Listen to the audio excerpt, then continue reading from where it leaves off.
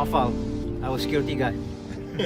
So we're proceeding to TEGAS FM to do a radio interview, and then we're going out shooting back to the airport and going back to KL. Okay, catch you guys later. Bye.